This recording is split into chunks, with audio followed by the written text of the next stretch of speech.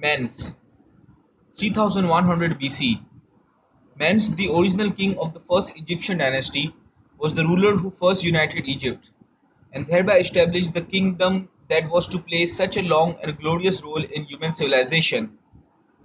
The dates of Menes' birth and death are unknown, although he is generally believed to have flourished 3100 BC. Prior to that time, Egypt was not a unified country, but consisted of two independent kingdoms, one situated in the north, in the Nile Delta, and the other further south, along the Nile River.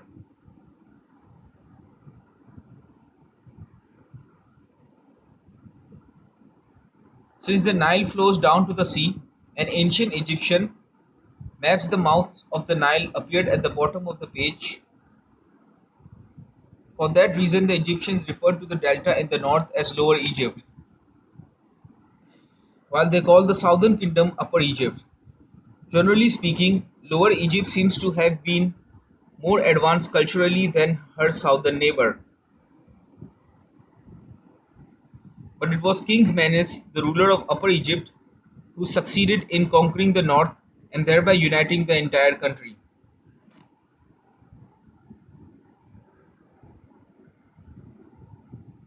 Menses, who was also known as Narmer, came from Thenis, a town in southern Egypt. After subduing the northern kingdom, he referred to himself as king of Upper and Lower Egypt, a title that was retained by succeeding pharaohs for thousands of years. Near the former boundary between the two kingdoms, Menes founded a new city, Memphis, which, because of its central location, was well suited to be the capital of the united country. Memphis, the ruins of which lie not far from present-day Cairo, was for many centuries one of the leading cities of Egypt, and for a considerable period her capital. Little additional information about Menes has been preserved. He is credited with a very long reign, 62 years, according to one ancient source, although that may well be an exaggeration. Despite our limited knowledge of the events of that distant time, man's achievement seems to have been of enormous importance.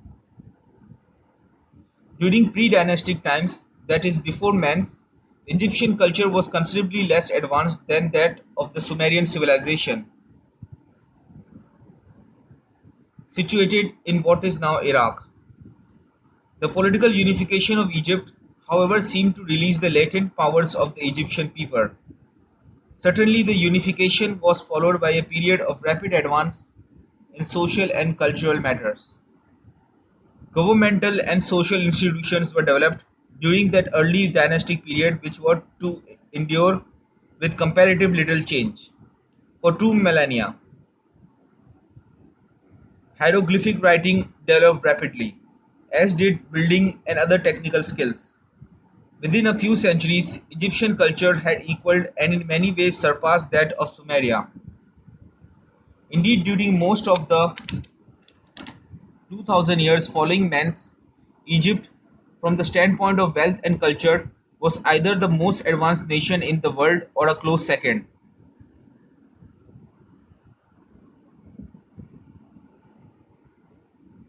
That is a record of enduring achievement that few civilizations can rival.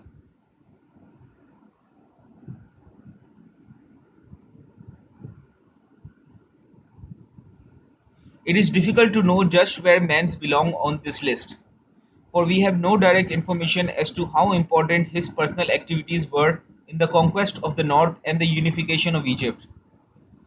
Lacking reliable information, we can only conjecture how large his role was, but it seems a rather safe guess that it was quite important. In general, Egyptian pharaohs were not figureheads, but actual rulers possessing enormous authority. Furthermore, history tells us that kingdoms rarely achieve important conquests under the leadership of an inept king, nor are they likely to retain and consolidate their conquests without able leadership.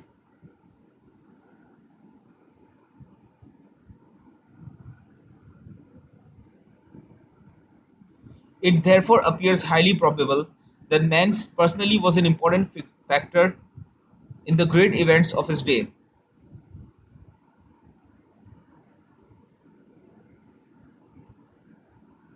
Despite the paucity of our knowledge concerning him, it appears that Mans was indeed one of the most influential figures in history.